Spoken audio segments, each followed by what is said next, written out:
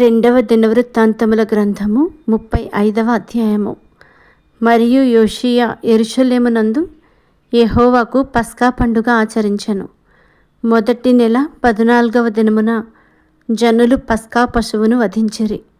అతడు యాజకులను వారి వారి పనులకు నిర్ణయించి యెహోవా మందిర సేవను జరిగించుటకై వారిని ధైర్యపరచి ఇశ్రాయేలీయులకందరికీ బోధ చేయువారును యెహోవాకు ప్రతిష్ఠితులునైన లేవీయులకు ఈలాగు ఆజ్ఞ ఇచ్చెను. పరిశుద్ధమైన మందసమును మీరిక మీ భుజముల మీద మోయక ఇశ్రాయేలీయుల రాజైన దావీదు కుమారుడగు సొలొమోను కట్టించిన మందిరములో దాని నుంచుడి. మీ దేవుడైన యెహోవాకును ఆయన జనులైన ఇశ్రాయేలీయులకును సేవ జరిగించుడి. ఇశ్రాయేలీయుల రాజైన దావీదు వ్రాసి ఇచ్చిన క్రమము చొప్పునను అతని కుమారుడైన సొలొమోను వ్రాసి ఇచ్చిన క్రమము చొప్పునను మీ పితరుల ఇండ్లకు ఏర్పాటైన వరుసలను బట్టి మిమ్మును సిద్ధపరచుకొనుడి. జనుల ఆయా భాగములకు లేవీయులకు కుటుంబములలో ఆయా భాగములు ఏర్పాటగునట్లుగా మీరు పరిశుద్ధ స్థలమందు నిలిచి వారి వారి పితరుల కుటుంబముల వరుసలను బట్టి జనులైన మీ సహోదరుల కొరకు సేవ చేయుడి. ఆ ప్రకారము పస్కా పశువును వధించి మిమ్మును ప్రతిష్ఠించుకొని మోషే ద్వారా యెహోవా ఇచ్చిన ఆజ్ఞలను అనుసరించి దానిని మీ సహోదరుల కొరకు సిద్ధపరచుడి.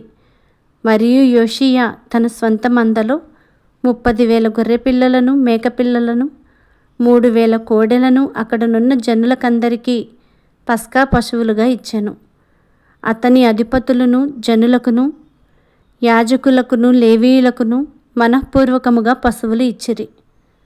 యెహోవా మందిరపు అధికారులైన హిల్కీయాయు జకర్యాయు యెహీయేలును పస్కా పశువులుగా యాజకులకు 2,600 గొర్రెలను 300 కోడెలను ఇచ్చిరి. కొనన్యాయు అతని సహోదరులైన షెమయాయు నెతనేలును లేవీయులలో నధిపతులగు హషబ్యాయు యెహీయేలును యోజాబాదును పస్కా పశువులుగా లేవీయులకు 5,000 గొర్రెలను 500 కోడెలను ఇచ్చిరి. ఈ ప్రకారము సేవ జరుగుచుండగా రాజాజ్ఞను బట్టి యాజకులు తమ స్థలములోను లేవీయులు తమ వరుసలలోనూ నిలువబడిరి. లేవీయులు పస్కా పశువులను వధించి రక్తమును యాజకులకియ్యగా వారు దాని ప్రోక్షించిరి. లేవీయులు పశువులను ఒలువగా మోషే గ్రంథములో వ్రాయబడిన ప్రకారము జనుల కుటుంబముల విభాగము చొప్పున యెహోవాకు అర్పణగా ఇచ్చుటకు దహన బలి పశుమాంసమును యాజకులు తీసుకొనిరి. వారు ఎడ్లను కూడా ఆ ప్రకారముగానే చేసిరి.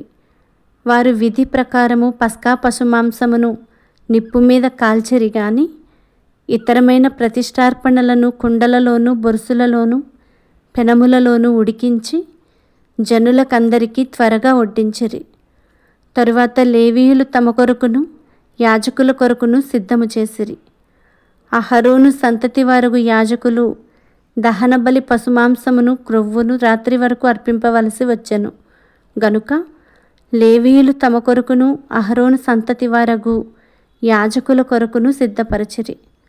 మరియు ఆసాపు సంతతి వారగు గాయకులను ఆసాపు హేమానులను రాజునకు దీర్ఘదర్శియగు యెదూతూనును దావీదు నియమించిన ప్రకారముగా తమ స్థలమందుండిరి. ద్వారములన్నిటి యొద్దను ద్వారపాలకులు కనిపెట్టుచుండిరి. వారు తమ చేతిలో పని విడిచి అవతలికి వెళ్ళిపోకుండునట్లు వారి సహోదరులకు లేవీయులు వారి కొరకు సిద్ధపరచిరి. ఈ ప్రకారము రాజైన యోషియా ఇచ్చిన ఆజ్ఞను బట్టి వారు పస్కా పండుగ ఆచరించి యెహోవా బలిపీఠము మీద దహన బలులను అర్పించుట చేత ఆ దినమున ఏమీయూ లోపము లేకుండా యెహోవా సేవ జరిగెను. అక్కడనున్న ఇశ్రాయేలీయులు ఆ కాలమందు పస్కాను పులియని రొట్టెల పండుగను 7 దినములు ఆచరించిరి. ప్రవక్తయగు సమూయేలు దినములు మొదలుకొని ఇశ్రాయేలీయులలో పస్కా పండుగ అంత ఘనముగా ఆచరింపబడి ఉండలేదు. యోషియాయు యాజకులను లేవీయులను అక్కడనున్న యూదా ఇశ్రాయేలు వారందరూ యెరూషలేము కాపురస్తులను ఆచరించిన ప్రకారము ఇశ్రాయేలు రాజులందరిలో ఒక్కడైనను పస్కా పండుగను ఆచరించి ఉండలేదు. యోషీయా ఏలుబడియందు 18వ సంవత్సరమున ఈ పస్కా పండుగ జరిగెను. ఇదంతయు అయిన తరువాత యోషీయా మందిరమును సిద్ధపరిచినప్పుడు ఐగుప్తు రాజైన నెకో యూఫ్రటీస్ నది యొద్దనున్న కర్కెమీషు మీదికి దండెత్తి వెళ్ళుచుండగా యోషీయా అతని మీదికి బయలుదేరెను. అయితే రాజైన నెకో అతని యొద్దకు రాయబారులను పంపి, యూదా రాజా, నీతో నాకేమి? పూర్వము నుండి నాకు శత్రువులగు వారి మీదికే గాని నేడు నీ మీదికి నేను రాలేదు. దేవుడు త్వర చేయుమని నాకు ఆజ్ఞాపించెను గనుక దేవుడు నాతో కూడా ఉండి నిన్ను నశింపజేయకుండునట్లు ఆయన జోలికి నీవు రావద్దని చెప్పనాజ్ఞాపించెను. అయినను యోషీయా అతనితో యుద్ధము చేయగోరి అతని యొద్ద నుండి తిరిగిపోక మారువేషము ధరించుకొని యెహోవా నోటి మాటలుగా పలుకబడిన నెకో మాటలను వినక మెగిద్దో లోయయందు యుద్ధము చేయవచ్చెను. విలుకాండ్రు రాజైన యోషీయా మీద బాణములు వేయగా రాజు తన సేవకులను చూచి, నాకు గొప్ప గాయము తగిలెను, ఇక్కడ నుండి నన్ను కొనిపోవుడని చెప్పెను. కావున అతని సేవకులు రథము మీద నుండి అతని దింపి అతనికున్న వేరు రథము మీద అతని ఉంచి యెరూషలేమునకు అతని తీసుకొని వచ్చిరి.